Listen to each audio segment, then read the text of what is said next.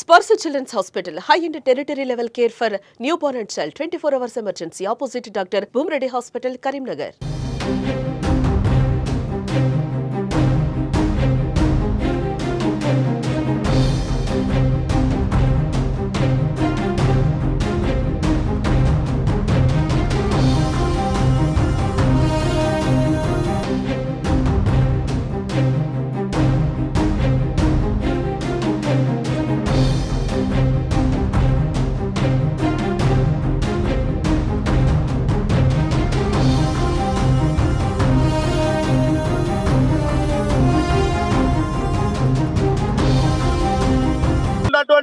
ఈ అక్రమ నిర్ణయాలను నేడు కోర్టు ఏ విధంగా కొట్టేసిందో యావత్ భారతదేశ ప్రజలు గమనిస్తున్నారు. నిజంగా కూడా నేషనల్ హెరాల్డ్ కేసు అనేది, నేషనల్ హెరాల్డ్ అనే పత్రిక భారతదేశంలో స్వతంత్ర సమరయోధులు నిర్మించినటువంటి పత్రిక అది.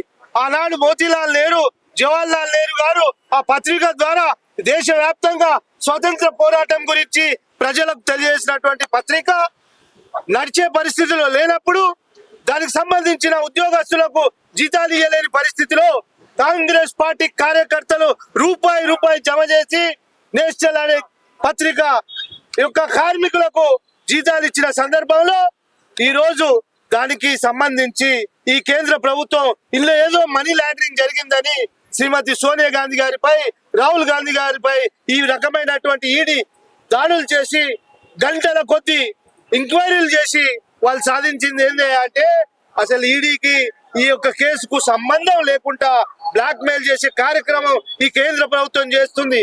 ఈ సందర్భంగా ఈ రోజు దేశవ్యాప్తంగా కాంగ్రెస్ పార్టీ చేపట్టిన కార్యక్రమం బీజేపీ ఆఫీసుల ముట్టడి కార్యక్రమం. కానీ నగరంలో బీజేపీ ఆఫీస్ లేనందున బాబాసాహెబ్ అంబేద్కర్ విగ్రహం దగ్గర మా యొక్క కార్యక్రమాన్ని మొదలుపెట్టి ఇక్కడ లోకల్ గా ఉన్నటువంటి ఎంపీ కార్యాలయం వరకు ర్యాలీ తీస్తుంటే నేడు పోలీసులు మమ్మల్ని అడ్డుకోవడం జరిగింది. నిజంగా కూడా భారతీయ జనతా పార్టీకి సిగ్గు శరం ఉంటే ఇకనైనా ఇటువంటి తప్పుడు కేసులు మానుకోవాలని కాంగ్రెస్ పార్టీ పక్షాన హెచ్చరిస్తున్నాం. నేషనల్ హెరాల్డ్ పత్రిక పేరు మీద అనవసరంగా ఈడీ కేసులు పెట్టి సోనియా గాంధీ, మా ప్రియతమ నాయకురాలు సోనియా గాంధీ గారిని, మా నాయకుడు రాహుల్ గాంధీ గారిని అనవసరంగా వేధింపులకు గురి చేసి గంటలకు గంటలు మరి ఈడీ ద్వారా మరి ఆనాడు ఇబ్బందులు పెట్టినటువంటి భారతీయ జనతా పార్టీ ఈనాడు ఢిల్లీ కోర్టు దాంట్లో ఎటువంటి మరి ఆరోపణలు, ఎటువంటి ఇబ్బందులు లేవు అని చెప్పి స్పష్టంగా కోర్టు తీర్పిచ్చింది. ఇప్పటికైనా చెప్తా ఉన్నాం, భారతీయ జనతా పార్టీ మీ కక్ష సాధింపు చర్యలు కాంగ్రెస్ పార్టీని ఏ విధంగా ఇబ్బంది పెట్టాలా, మా నాయకులను ఏ విధంగా ఇబ్బంది పెట్టాలనే ఉద్దేశంతో, దురుద్దేశంతో ఆనాడు స్వాతంత్ర సంగ్రామంలో వేల కోట్ల ఆస్తులు ఈ స్వాతంత్ర ఉద్యమం కోసం ఆనాడు నెహ్రూ గారి కుటుంబం మరి దారాదత్తం చేసి ఆ ఉద్యమంలో ఖర్చు పెడితే, ఆనాడు ప్రజలకు తెలపడానికి, స్వాతంత్ర ఉద్యమంతో జరుగుతున్నటువంటి మరి ప్రతి విషయాన్ని ప్రజలకు తెలపడానికి నేషనల్ హెరాల్డ్ పత్రిక పెడితే, ఆనాడు స్వాతంత్ర సంగ్రామంలో వీళ్ళ యొక్క పాత్ర, వీళ్ళ యొక్క పుట్టుకనే లేనిటువంటి దౌర్భాగ్య పరిస్థితులలో ఈ రోజు భారతీయ జనతా పార్టీ దాన్ని తట్టుకోలేక మా నాయకురాల మీద, మా నాయకుడి మీద అనవసరమైన ఆరోపణలు, కేసులు పెట్టి ఇబ్బంది చేసిన దానికి మేము ఖచ్చితంగా చెప్తా ఉన్నాం, ప్రతి దానికి లెక్క కడతాం. ఏ విధంగా అయితే మమ్మల్ని మా నాయకులను ఇబ్బంది పెట్టిండో తప్పకుండా రాబోయే రోజుల్లో భారతీయ జనతా పార్టీకి తగిన గుణపాఠం చెప్తాం. ఇప్పటికైనా ప్రజల ముందు మరి మోడీ క్షమాపణ చెప్పాలని చెప్పి డిమాండ్ చేస్తా ఉన్నాం. మేము అనవసరంగా సోనియా గాంధీ గారిని, రాహుల్ గాంధీ గారిని ఇబ్బంది పెట్టినాం, మమ్మల్ని క్షమించమని చెప్పి క్షమాపణ కోరుతారా, ప్రజల ముందు దోషిగా నిలబడతారా? ఖబర్దార్ బీజేపీ నాయకులారా హెచ్చరిస్తా ఉన్నాం.